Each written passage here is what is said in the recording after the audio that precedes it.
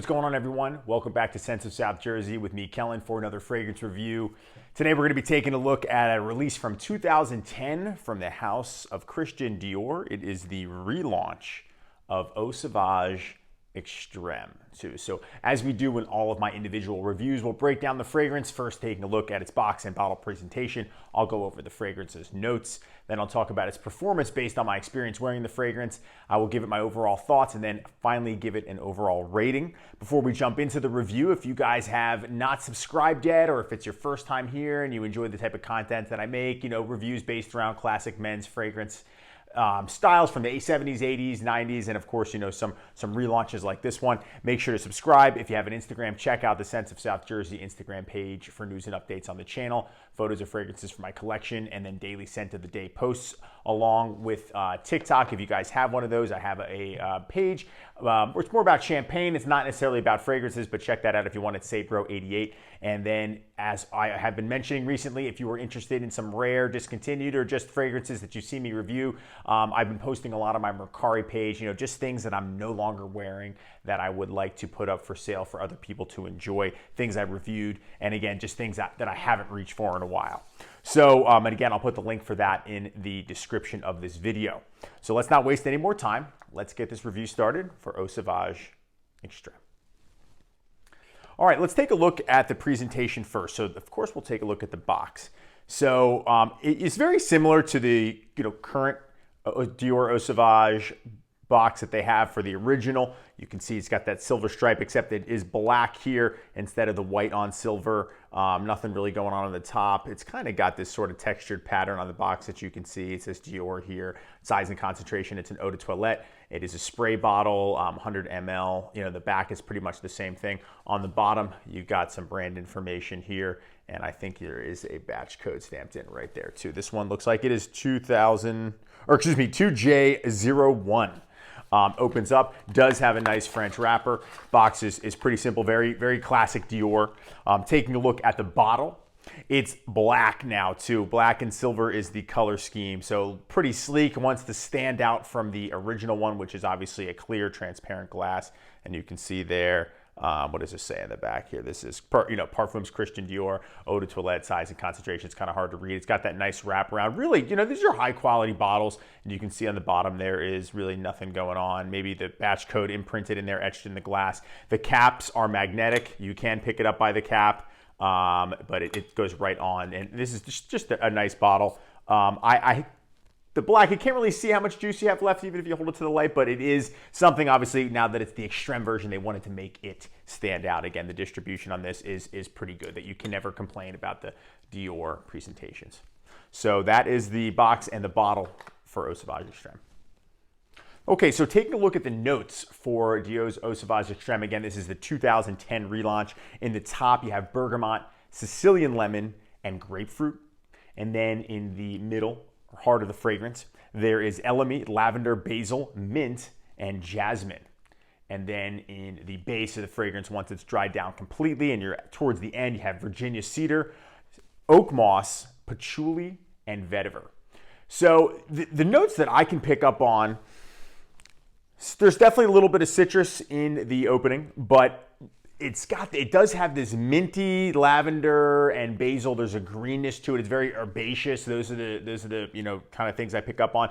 Definitely there's some oak moss in there. Some of the notes I really can't pick up on. I do get vetiver. I don't really get patchouli at all. I definitely get some of that cedar, whether it's Virginia cedar or cedar, I would never be able to tell the difference. But those are the notes that I pick up on, and it's obviously a lot less than the original vintage version that came out. They sort of shrunk it down and picked out some things. Obviously now with the regulations, they have to be careful with what they put in there, but those are the notes that I pick up on the most with this fragrance. Okay, now let's talk about the performance for Dior's Eau Sauvage Extrême, again, the 2010 relaunch.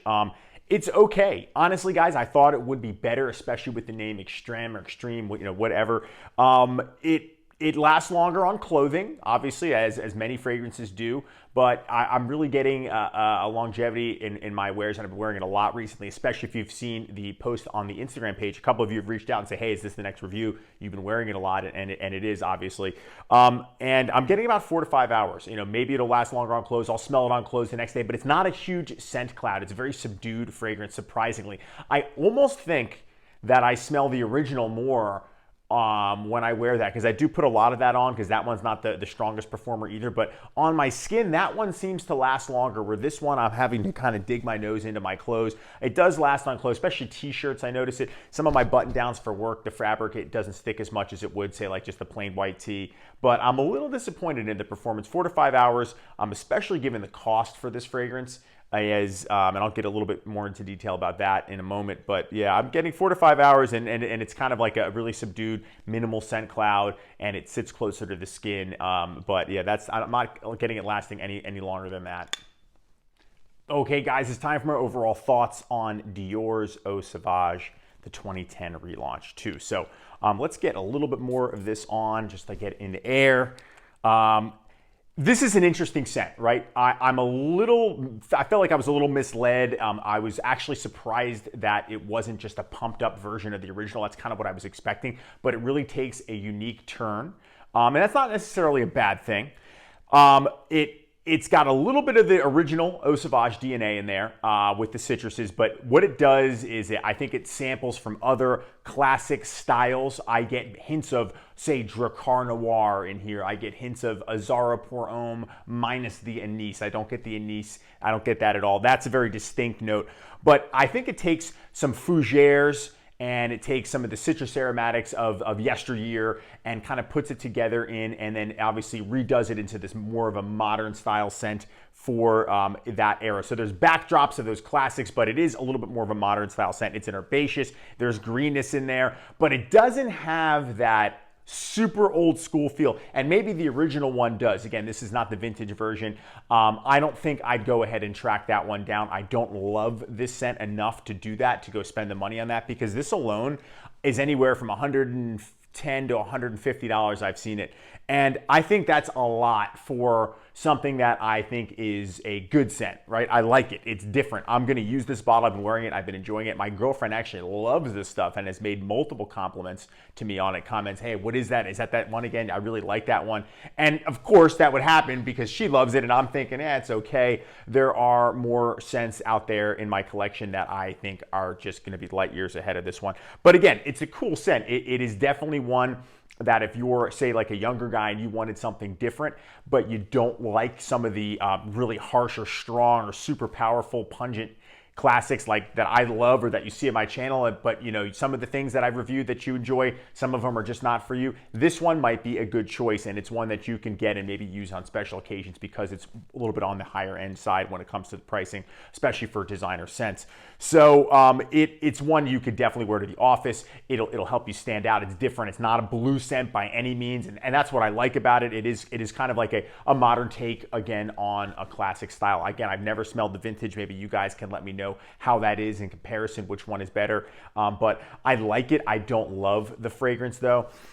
It's got this distinct smell, and it's familiar to me. Like I've smelled it in other scents before, but again, I had never smelled it until I got this bottle. I believe I got this one on FragranceNet because even on eBay, even on Mercari, everybody wanted more than what I got from FragranceNet for this one too. But it was, it was full presentation. It wasn't a tester, so I was glad to see that. The scent again. It's got this kind of greenness in there, citrus in there, but it does still have sort of a modern feel to it, a modern take on a classic scent. I would wear this probably all year round. It definitely is easy to do that. However, I have been enjoying it in this cooler spring weather. It's been really hot on random days, and this still works, but when it's been cooler out, I think that this one really fits. And again, you could wear it out at night. It could be a night out scent. It's definitely classy enough for that. You could wear it to work.